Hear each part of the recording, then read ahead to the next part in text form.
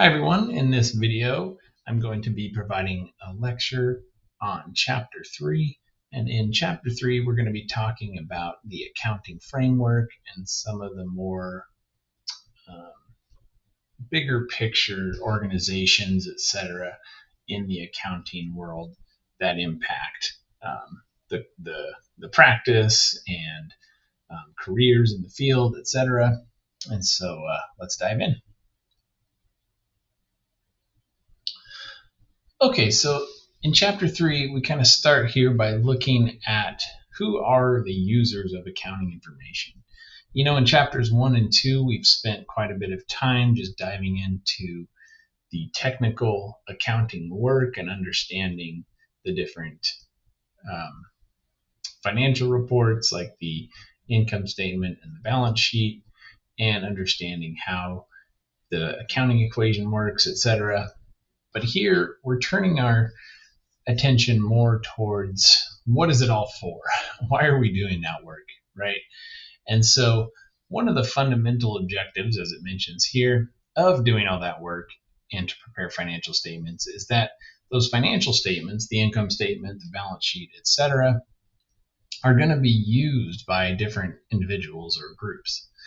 And so here it's broken out those users into two categories: internal users as well as external users. So internal users being individuals or groups within a business that are going to be using the financial reports and the accounting information, versus external users like banks, creditors, which is to say those who are lending, anyone who's lending money to the organization, investors who might want to invest in the business. Maybe you have an external accountant. A lot of smaller businesses will work, and even a lot of larger businesses, honestly, work with tax accountants. That could be kind of just to speak for a second on careers here, there's a lot of career opportunities working inside of companies. And then there's also a lot of opportunities working outside, as an external accountant. And you could specialize in tax accounting, for example. And so one accountant or a whole group of accountants, usually, you have a CFO at the top, maybe a controller, senior accountant, you have entry, more staff accountants, etc. So you've got a whole group of individuals inside of a company ensuring that the accounting information and financial reporting is all good. And then those individuals will work with external accountants, like I mentioned, tax accountants, to make sure that that all the tax issues are addressed appropriately. So this just kind of gives you an idea not only of who internal and external users are, but also that there's a wide range of need for accounting skills within all these different types of roles, especially, like an external tax accountant, but even as in investment companies or investors, banks, creditors. Having accounting skills to be able to understand those financial reports is pretty essential to be successful in these types of roles as well. Even if you're not technically a quote-unquote accountant, understanding accounting information is a necessity for banks and creditors and investors alike, because that's how they can assess whether to lend or to invest in a given company. So as far as which of the following is an example of an external stakeholder, we're looking for someone who's outside of the business. So an owner would be internal, employee would be internal, and a department manager, internally managing a specific department of the business would be internal, but a bank would be an external stakeholder. And they're a stakeholder in the sense that if they have loaned money to the business, then they have a vested interest in the business succeeding and being able to repay that loan. If a business is unable to repay the loan, that is not a favorable outcome and something that a bank will try to avoid at all costs. Okay, fields of accounting. Let's talk a little bit about, we talked a little about internal and external users, and we talked about some of the pathways there in terms of the accounting careers and whatnot. And here's a further delineation or another discussion about different types of accountants and the kind of careers you can follow. And I should note that all of these careers do work with accounting information. So they're not wildly diverging necessarily on the types of information and skills that you need to learn. You can learn your general accounting skills and then kind of branch out. But one of those fields being more focused in a financial accounting perspective, and the financial accounting perspective being focused on the record keeping of the business. So doing a lot of the things of the type that we've been learning so far in the class in terms of recording revenues, changes in assets and liabilities, and then preparing financial statements using that information. And this can range, kind of encompasses a lot of different job roles and responsibility levels, etc., all the way from an entry level staff accountant up to the CFO of a company. A lot of the tasks that finance and accounting department will do is kind of falls under that umbrella of financial accounting. The CFO typically is a little more forward looking as compared to, say, a senior accountant or a controller, which is kind of the head of financial accounting typically for a business. But usually the whole department underneath the CFO, or at least a good portion of the department, is kind of working on these sorts of things. And then it contrasts that here in our text with managerial accounting, and whereas managerial accounting is more focused internally on preparing specialized reports that can help with decision making. And a lot of the time, if you take managerial accounting courses, there's a lot of work that kind of focuses on the cost accounting perspective of managerial accounting, and that's manufacturing companies assessing the cost of producing products and making decisions around those costs, such as setting prices, etc. So again, two different offshoots, but they both involve using financial information and accounting information, etc. And they just have kind of a different emphasis and focus. Okay, some of the common accounting designations that you'll see, you can get an accounting related education, get a bachelor's degree, an associate's degree, etc. And then beyond just getting the college classes done and all that kind of thing, you can also get further certifications. And so here's a whole different grouping of those. I myself hold a certification as a certified public accountant, so I'm a CPA, and I'm also a certified fraud examiner, CFE.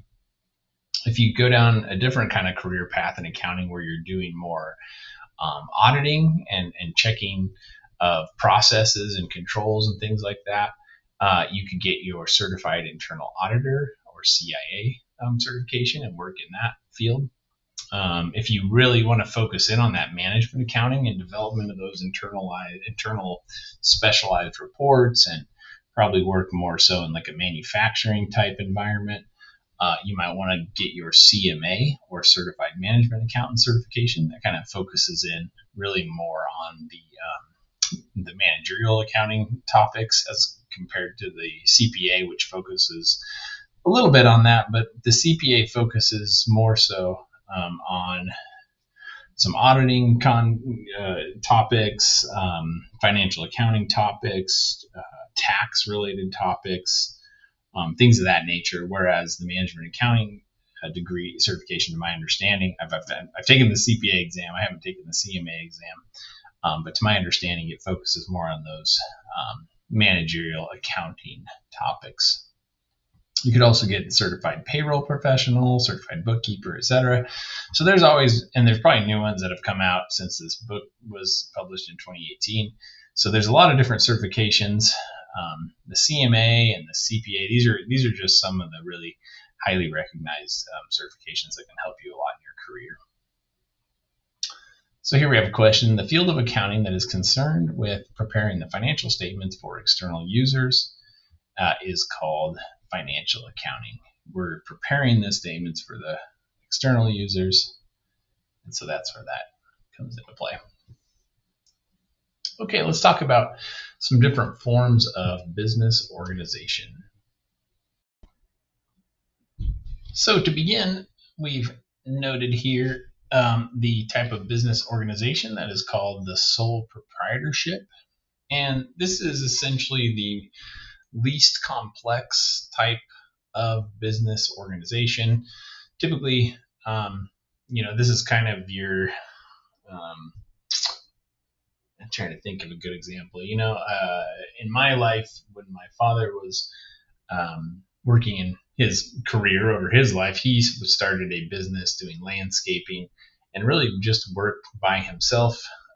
He was the sole owner of the business, and he ran it relatively simply from a business organization perspective.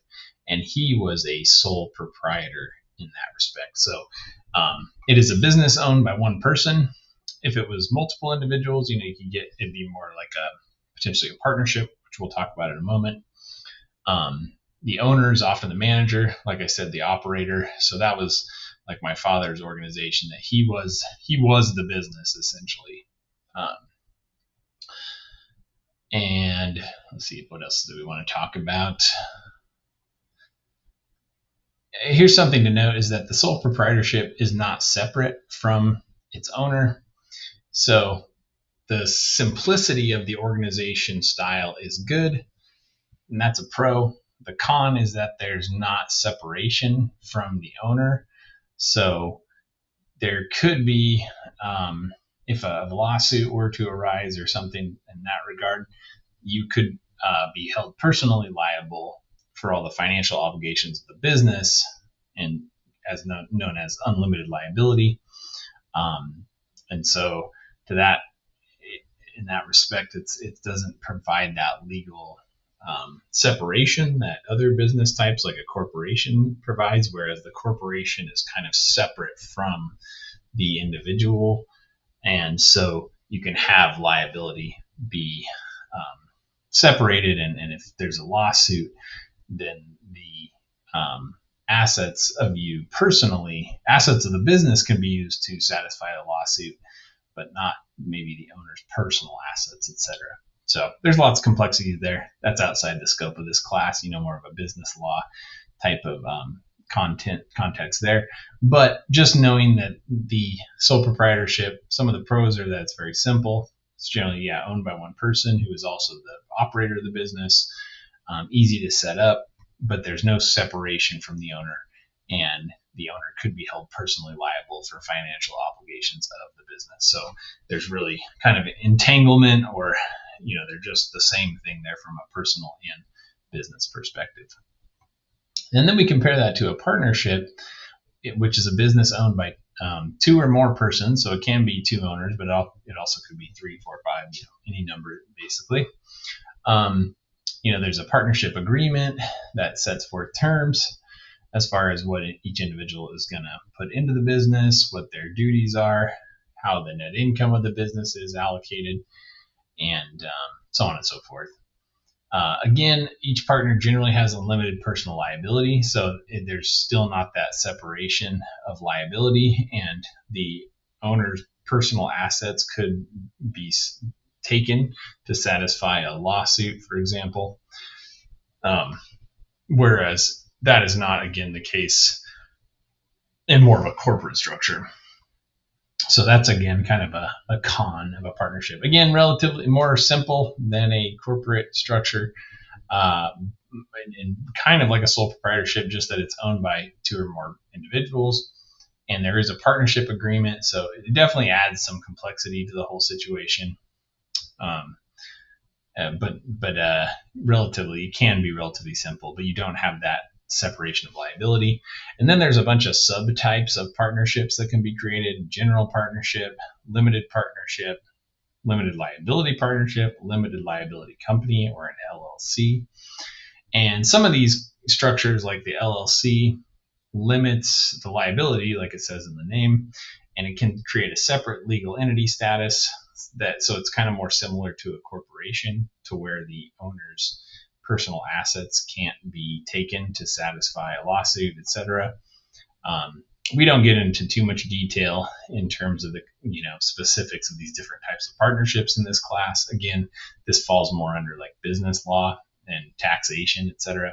Concepts that you're not going to be working with much until you get into more advanced classes, maybe in a master's program, or your more advanced classes, maybe at a 4-year university, etc.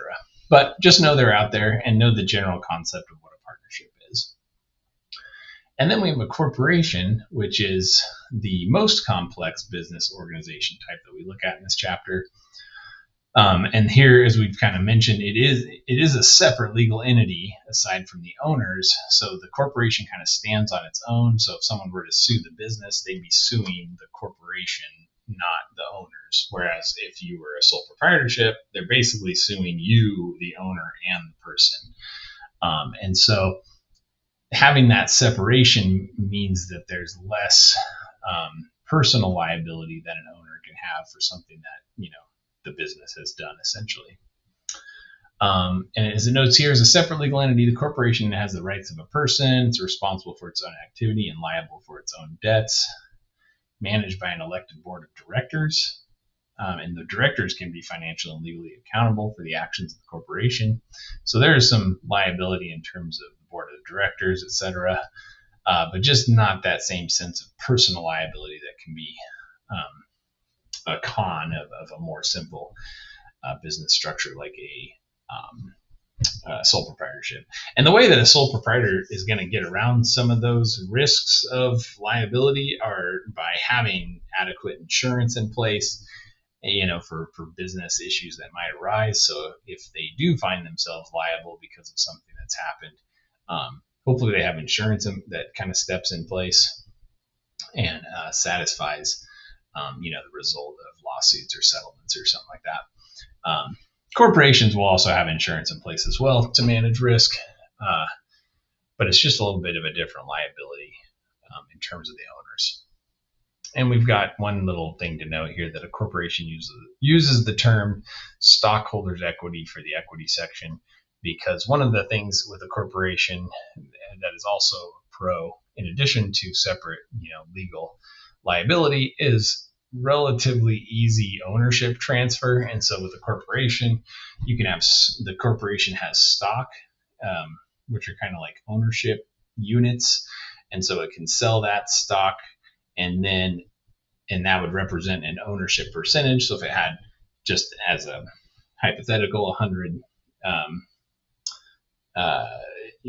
stock units, and you were going to sell some of the stock, you could say if you had 10%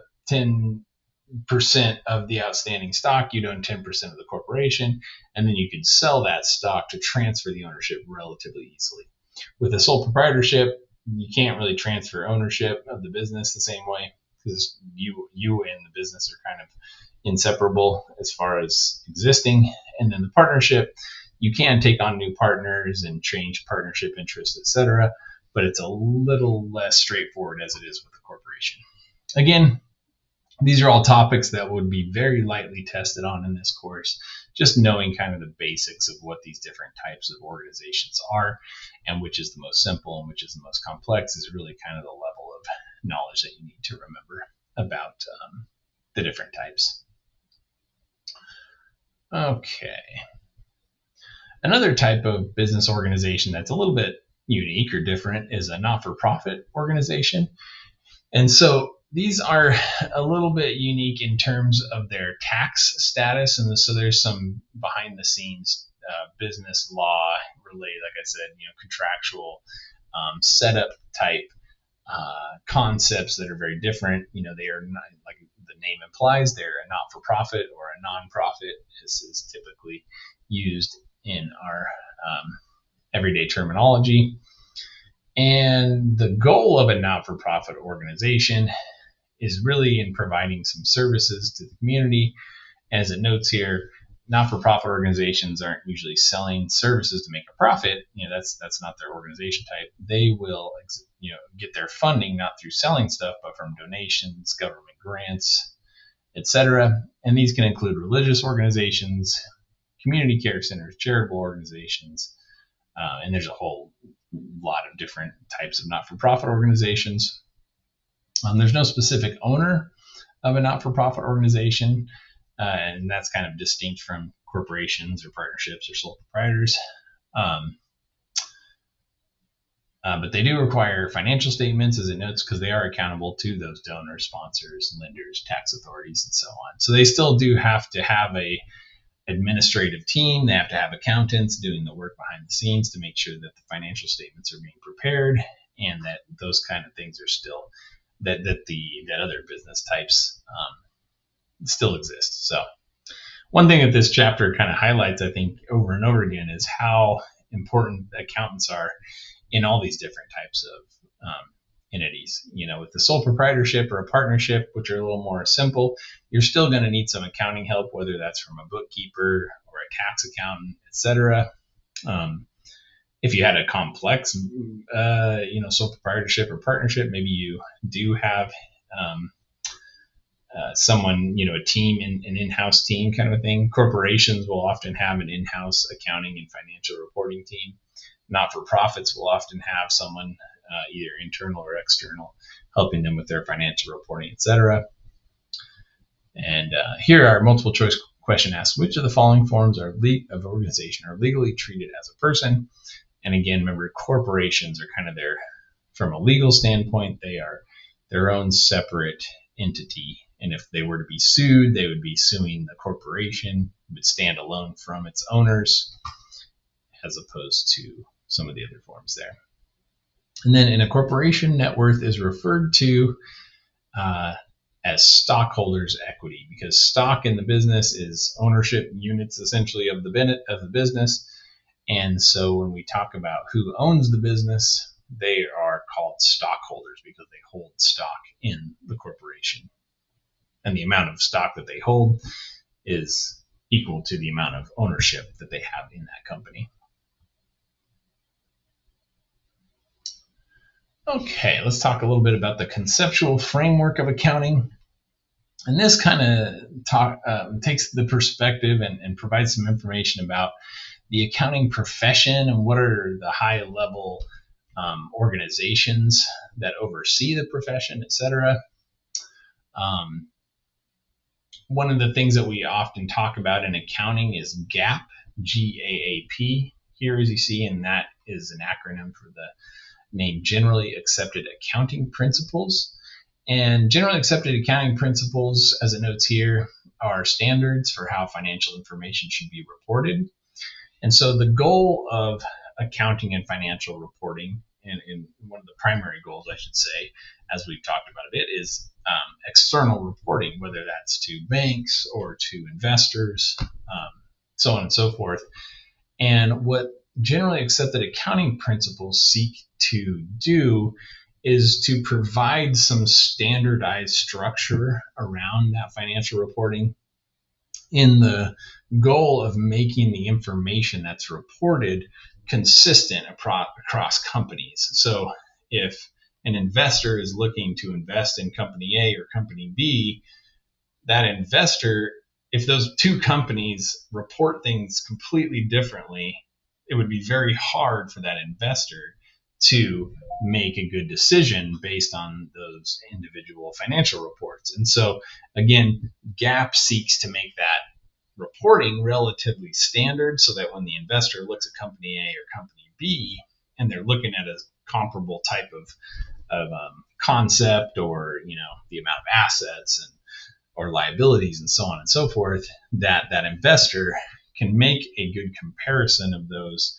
concepts between the companies, because both companies are reporting that information in a standard structure, and they're using these generally accepted accounting principles for that reporting. So again, it really just standardizes the reporting, so it allows for better comparative analysis between companies. And then it provides some of the information here about where GAAP comes from. So in the US, GAAP is under the authority of the SEC, which is a federal government agency, and their mission is to protect investors of businesses. And then the SEC mostly delegates the writing of GAAP to this Financial Accounting Standards Board, which is a private nonprofit organization, like we just talked about. So there's so many different types of nonprofits. One of them could be to establish GAAP in this instance. And so their goal is not to make a profit necessarily, but to provide beneficial services to the public. And in this instance, they do that through coming up with these standard accounting principles that corporations and different types of companies will follow. And so, again, the federal agency SEC appoints this nonprofit private organization to mostly delegates it to them to prepare GAAP, essentially. And then FASB also collaborates with another organization called the International Accounting Standards Board, IFRS, you'll hear it called sometimes. And IFRS is the International Financial Reporting Standards. So that's comparable to US GAAP. So GAAP is the standards in the US that companies have to follow. And then IFRS are the standards internationally that international companies follow outside of the US. And in a lot of ways, GAAP and IFRS are very similar, but they do differ in some certain ways. But FASB and the International Accounting Standards Board do collaborate together and discuss the two different types of accounting standards that they oversee, essentially.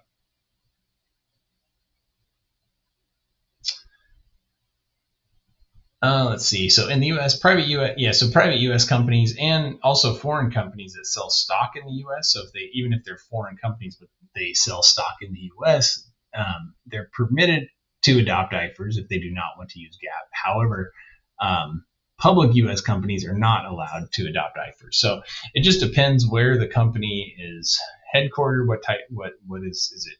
A U.S. company or an international company? And as I mentioned before, both U.S. GAAP and IFRS, they conform to a similar underlying conceptual framework, which forms the basis of determining how business transactions should be measured and reported. And they both have the same goal of ensuring that external users have the most consistent, reliable, and useful information. But the differences here, as it notes, is that US GAAP is more of a rule-based standard where it has specific rules that you have to follow. And they're very specific and detailed when preparing financial information. Whereas IFRS is a little bit more flexible and it's more principles-based as opposed to very specific rules. And so as long as the principles are being followed with IFRS, that's kind of the core goal. And with US GAAP, it's more so that the specific rules have to be followed. So there's a little more flexibility in how you meet those principles, but as long as the principles are being met, then you have the flexibility to do things a little bit differently as long as the core principles are being met, as compared to a very specific, detailed, rule-based system that you have to follow the rules. You have less flexibility under US GAAP. Here's a diagram that talks about some of the important characteristics, assumptions, principles of GAAP that form the conceptual framework. And as we've noted here, the overall arching goal is to provide useful financial information to a wide range of users, both internal and external. And what characteristics of financial information that is going to be useful is that the information is relevant, reliable, understandable, comparable. And to accomplish some of these characteristics, we have some assumptions and principles that we follow. These assumptions: the business entity assumption, going concern assumption, monetary unit and time period assumption, and then certain principles like revenue recognition, expense recognition, measurement, disclosure, etc. And then the components of the financial statement, as we've sort of already looked at so far in our class, we have assets, liabilities, owner's equity, revenues, and expenses. And then there's some constraints that are inherent to this whole system, and those being the cost constraint, materiality, conservatism, and consistency. So let's talk about these a little bit more in detail here. So again, the objective and constraints of financial information. The cost constraint what we're really thinking about here when we're thinking of that constraint is that we have to consider the cost benefit of reporting certain financial information. There could be a more detailed reporting.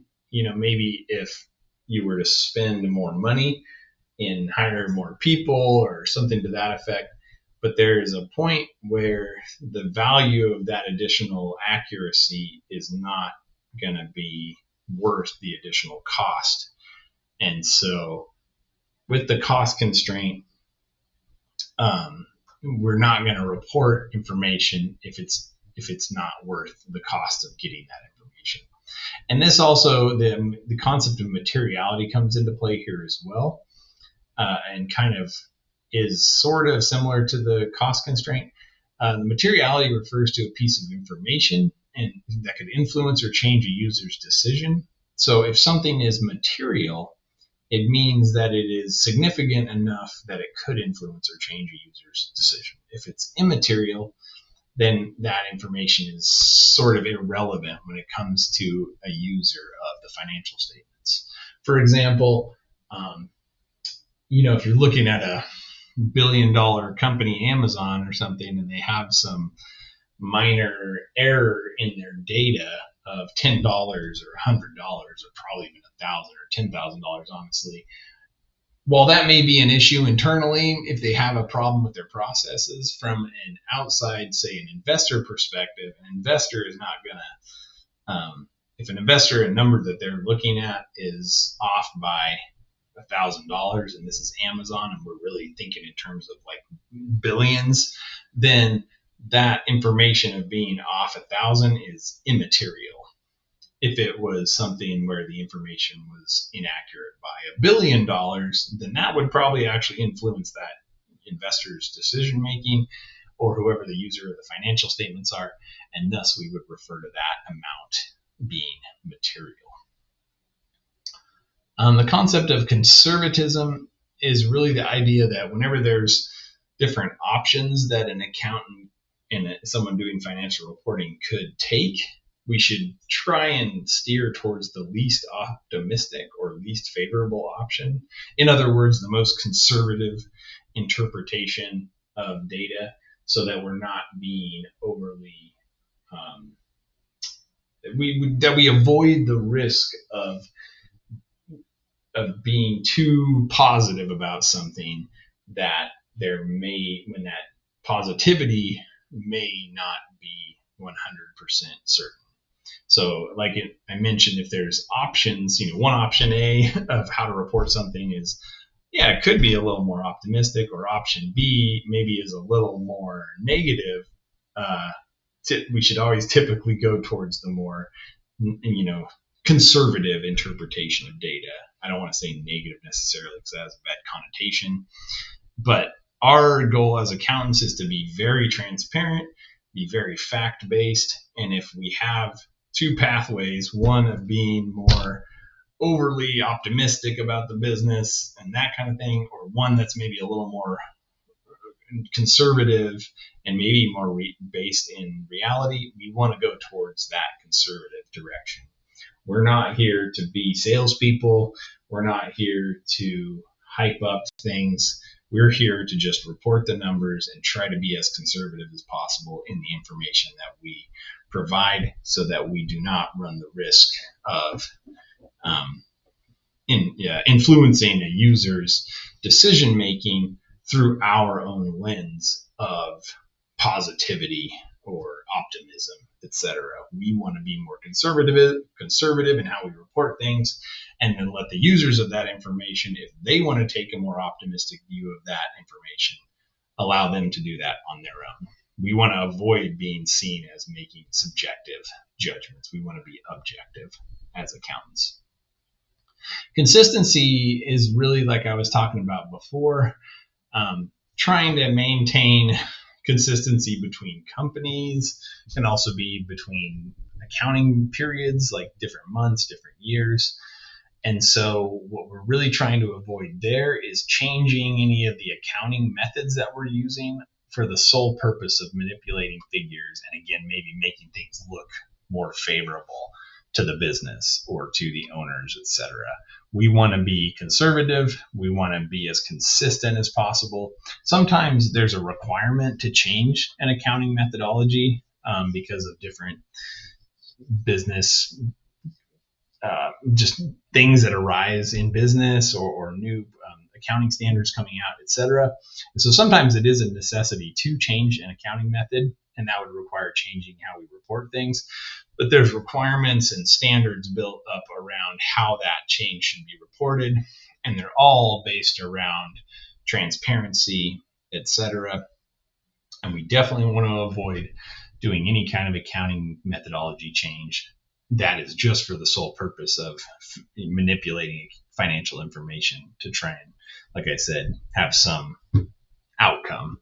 We don't want to be the ones who are trying to manipulate anything. We just want to report the information as it stands in the most objective and transparent way possible.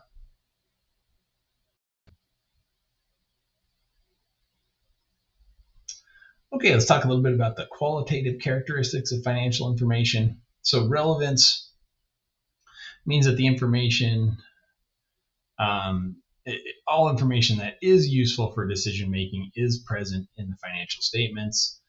And as far as relevancy goes, if it helps users predict future performance or confirm previous predictions, then it will be relevant information. Reliable information means that the information is free from significant error or bias. And so there should be some component of verifiability. You should have an audit trail. An outside party should be able to come in and verify what you are saying is happening, etc.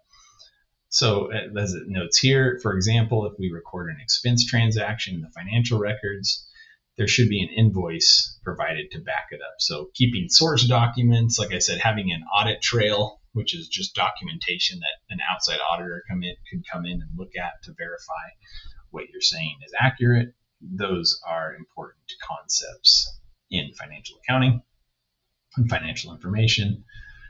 Understandability means that financial information can be reasonably understood. Now, this is reasonably understood from the perspective of a normal user and someone who would have knowledge of the business and a basic knowledge of accounting. So the standard is not necessarily that it's basic or that it's very simple to understand necessarily, but just that it can be reasonably understood and it's not overly complex, because typically when something is overly complex, there is the risk that that complexity could be hiding something. And if the information is not transparent or the processes, etc., are not transparent, it's more easy to hide things. And so we want to try and minimize that as much as possible. And not only is it hiding things, you could also have errors happening in a very complex system that are hard to identify or catch as well. So that probably actually happens more often than not.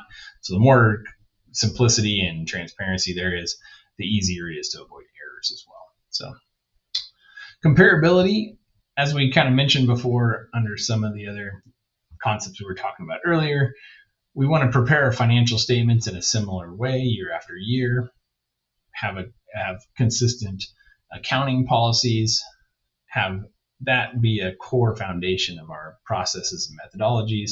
And that's not to say that things should never change.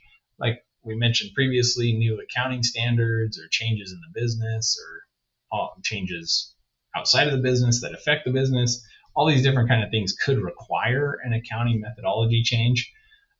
But there's specific rules to follow and how those methodology changes are reported. And in general, we want to try and maintain as much comparability as possible. Here it talks about some of the trade-offs of qualitative characteristics. And so these are just things for us to kind of think about. These are more, conceptual and theoretical. In terms of information being relevant, it needs to be timely. And so we kind of have to have this, I don't know if I want to say cost benefit, but I think a balance, in terms of how quickly can we gather information, and maybe if we had more time, you could have more accurate information, but then for it to be relevant, it needs to be timely. So it's just this constant balance.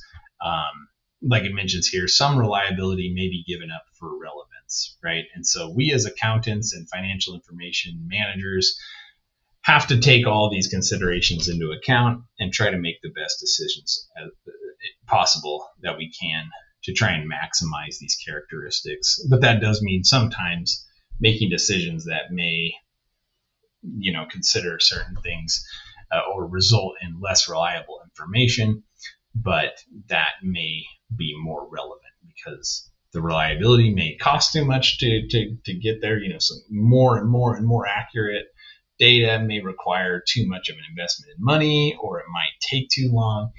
And so those would impact some of the other characteristics. So it's always just a trade-off. There's always just this balance that exists. Okay, let's talk about the basic assumptions and principles. So the 4 basic assumptions within US GAAP. Number 1, the business entity assumption, and that is stating that the business information is separate from the personal affairs of its owners or any other business. So when you look at a financial statement, you're not looking at the business plus the owner's personal checking accounts and all that kind of stuff. They're separated out, and everything that you see on a business's financial statement specifically is relevant just to the business. The going concern assumption, the way that we account for things is with an assumption that the business will continue to operate into the foreseeable future.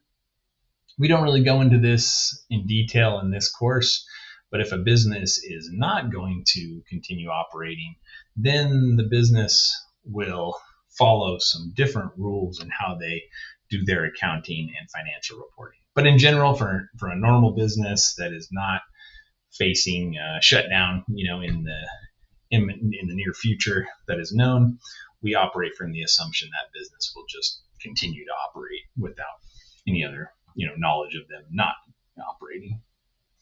The monetary unit assumption requires that accounting records are expressed in terms of money. And so, this is kind of obvious, I suppose, and something that we've already experienced quite a bit in this course, even thus far, as we are, representing all this financial accounting information in dollars, or it could be in euros, if it was a European company, etc. Whatever currency is applicable. In our course, we're just going to be using dollars.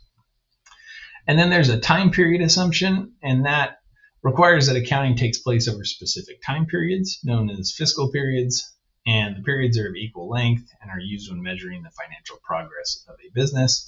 So we've talked a bit about this already, and it's just this notion that we're always going to break our information up into specific time periods. Typically, monthly, quarterly, and annual definitely are common time periods that businesses will report their accounting information over.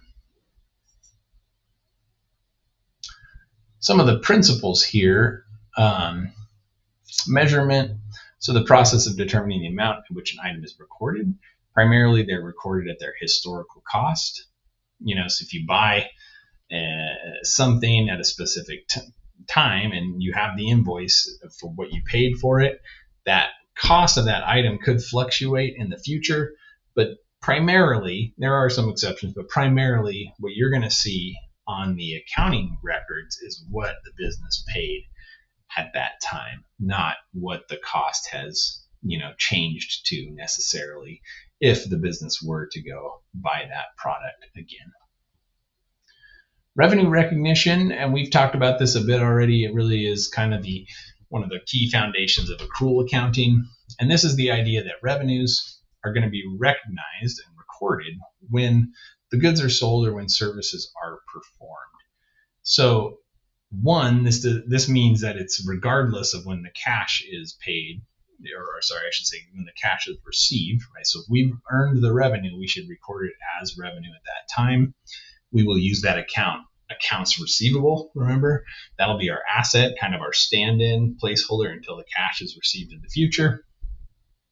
And this also means that we can't record revenue before the item is transferred to the buyer or that the service has taken place, etc. So even though the company might be receiving cash, maybe that's like a prepayment or a deposit from a customer, remember that we're going to use an account like unearned revenue until the company actually earns that revenue. So it doesn't appear to a user of the financial statements that that cash received is actually revenue earned until the time at which that revenue really is earned. So we're trying to keep the timing there consistent. And then very similarly, expense recognition is a similar concept that we need to record expenses when they are incurred, not when they're paid, right? And so again, we've talked about this a bit already. If you do have, an invoice, a bill come in for, say, for example, for utilities used during that month, say it was January, the utilities used during January, you got that bill, that invoice in February, and you say you made your payment in February, regardless of when the payment is made, you're going to record that expense in the month in which the service was provided. So in our example here would be January, right? And so the account that we use to be kind of a stand-in until the cash is paid, the liability account is called accounts payable. We've talked about that quite a bit. And there's kind of this underlying concept called the matching principle. And what we're trying to do is to match that revenue earned with the expense incurred over that same period. So again, we want to totally disconnect your idea of the cash payment and received, because those are just outside of the whole process of earning and incurring the expenses. And those could be manipulated potentially. And what we want to do is to say, let's capture all the revenues and all the expenses that we did earn and incur during this period and make sure that we get them all together so that when a user looks at the financial statements for that period, they're able to see, oh, we earned X amount of revenue and it cost us X amount of expenses as a result, essentially. That's the underlying concept, is that we're trying to match the revenues and expenses together in that same period, regardless, again, of when the actual payments are received or made.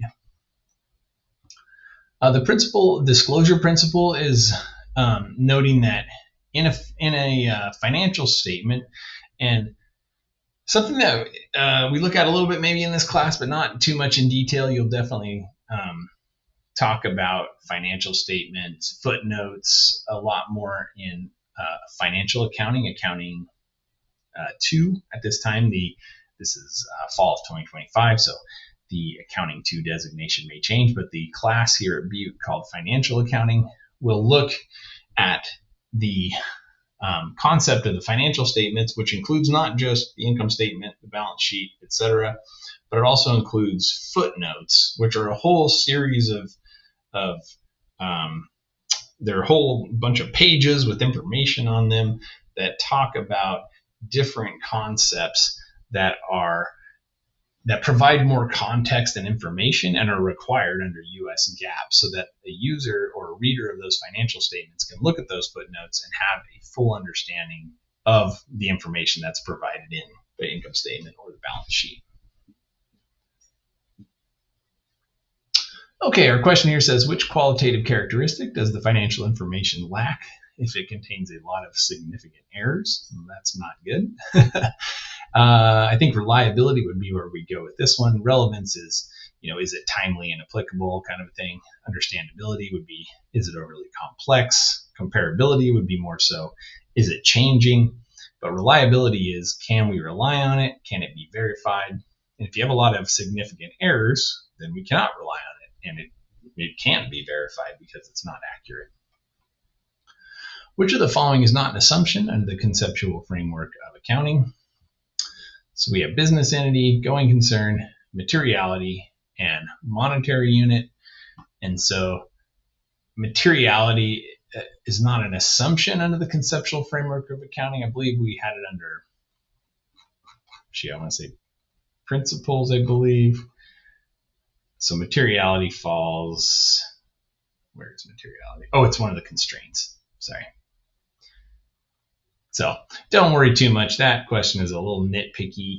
I will give you a study guide for our exam that will point you in which direction to study this information, because this information is pretty broad when it comes to understanding all these concepts, the theoretical underpinnings and the concepts versus the principles versus the constraints. Especially for our class, this is not super important to have a detailed understanding of what is a constraint versus a principle versus a assumption and yada, yada, yada. I do want you to understand what these concepts that we're talking about are. What is materiality? What is reliability in the context of accounting information, etc. But as I mentioned, I don't want you spending hours and hours trying to memorize exactly who it is that prepares the SEC versus FASB versus IFRS and GAAP. I mean, you could go very deep on these topics. And in this course, I really like to focus more on the foundational characteristics of accounting from a perspective of understanding how to account for transactions. So know this information. It is important information to generally have, but don't get too worried about having to memorize every single page from this slide deck, for example. And be sure to rely on your study guide to help you study for the exam of this type of material. Okay, one final thing we're going to talk about in this chapter, and kind of comes up again and again in different chapters because it is such an important concept that is also a part of accounting, and that is ethics. And ethics as a term, we're talking about a code or moral systems. We want to evaluate what's right and wrong, and especially in terms of things that could be right or wrong, but aren't specifically called out, in some rule, for example, or some law. And so acting ethically in a business context really means, are we being transparent? Are we following the concepts of conservatism like we talked about previously? And as it notes here, some of the common concerns about ethics in a business context are things like cash discounts. Are they being applied ethically? Operation of a petty cash fund. So that's just money that's in a business that's kind of used for day-to-day expenses, small amounts of cash. Could that cash be stolen? Could it be used for something that it wasn't intended for? Could there be a manipulation of expenses to manage earnings? Or is there some kind of manipulation being done that's kind of violating that matching principle that we talked about earlier? And are you or the owner of the business or someone kind of pressuring the financial reporting to look a little bit more favorable because we want to make the business look better, because maybe then it'll have a higher stock price or something? So that can be unethical. And then insider trading, that's unethical behavior. And so there are strict rules, especially for being a CPA and some of the other certifications, about what you can and can't do when you are intimately involved with a company, or even from the perspective of being like an auditor for a specific company, because you might know some information that the rest of the public is not aware of, because you are given insider access a lot of times. So here it asks, whose responsibility is it to ensure that the financial status of the business is accurately reported? That's our job, right? That's us. That's the accountants. That's us acting ethically and reporting information in a way that's transparent and in accordance with U.S. GAAP, or if you are working for a international company, it's in accordance with International Financial Reporting Standards, or IFRS. And so we'll just kind of wrap up and summarize here. We have internal users of financial information like owners and employees. We also have external users. Those might be investors, suppliers, lenders, customers, the public, so on and so forth. The fields of accounting, there's financial and managerial accounting. And that's two broad categories of accounting fields, whereas financial accounting is more about preparing those financial statements, making sure they're in accordance with GAAP, making sure that the historical information is in accordance with the rules that it should be, etc. And then we have managerial accounting, which is more about how, doing business analysis to help with decision making inside of a business. And so that doesn't need to be as strictly applied, like with US GAAP. The rules, there's more flexibility there, because really it's just the management and the internal teams trying to best figure out how to make a decision and using accounting information in different ways to do that. And so there's much more flexibility in managerial accounting. We had the sole proprietorship, then we had a partnership and corporations. Some other details in terms of sole proprietorships and partnerships, subject to unlimited liability, so the owners can be held personally liable other than LLCs. And then corporations are not subject to that same unlimited liability, so the owners of a corporation can't be personally held liable for the actions of the corporation. And then we also talked about not-for-profit organizations and why are they, why do they exist, and how do they differ from some of the more profit-focused enterprises like the sole proprietorship, partnerships, and corporations. The objective of financial reporting, as we've mentioned, is to provide useful financial information internally and externally. We have the cost constraint, materiality, conservatism, consistency. Information should be relevant, reliable, understandable, and comparable. And sometimes we have to make a trade-off between two or more of these characteristics. And so that's where ethics kind of come into play. And if we have two options, making a balanced assessment of those and choosing an option that is most transparent and follows those assumptions and principles most closely is usually the path that you want to take. The assumptions of the accounting framework, we talked about the business entity. So the business is separate from the owners. The going concern is the idea that we're understanding that doing accounting from a perspective that the business will continue to operate. The monetary unit, so we're reporting in terms of monetary units. And then the time period assumption, where we're reporting information over a specific time period, whether that be, a month, a quarter, a year, etc. And then the basic principles of measurement, revenue recognition, expense recognition, and disclosure are all very important, and we'll work quite a bit in this class understanding the concepts of revenue recognition and expense recognition when we're doing typical accounting work, and that will be important.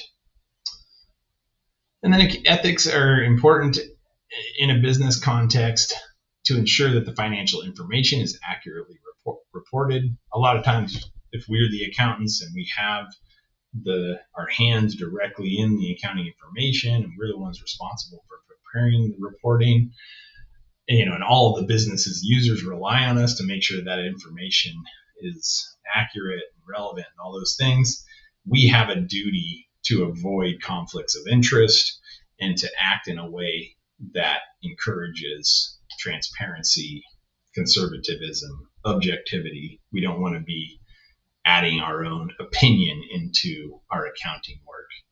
As little as possible, if we can do that, is desirable. And when it is a requirement that we do make a decision in one way or the other, that we follow that concept of conservatism and try to be, again, as transparent and objective in the paths that we go down when we are having to make certain decisions. Okay, that brings us to the end of chapter 3. Again, this chapter has a lot more conceptual and theoretical concepts than chapters 1 or 2, and you might feel a little overwhelmed with all this information. As I mentioned previously, I would not recommend spending a ton of time trying to memorize every concept that we've talked about in this chapter, but do know the high-level concepts, and then look to your study guide to help you guide your focus on what is the important information here from a test perspective. But with that said, I don't want to discourage you from understanding or reading up on these items if you're really interested in these concepts. These are interesting concepts that kind of underlie the whole practice of accounting and the careers in accounting, etc. And so if you have a long-term goal of getting a career in accounting as a CPA, or really kind of seeing where you can go with this whole accounting thing, then I encourage you to learn as much as you can about all this stuff. But as I said, I know you can be pretty easily overwhelming because these concepts, even as provided here, are kind of detailed, but you could go into so much depth into all these areas. And as we mentioned previously, they go into business law and taxation and ethics, just all these different organizations, etc. It's very deep.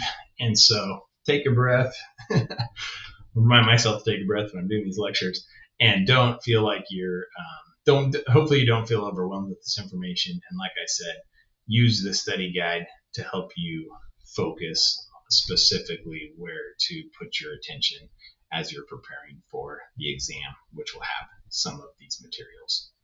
So with that said, thank you all for your attention. I appreciate you all, and I'll see you in class or in the next video. All right, thanks everybody. We'll talk to you soon.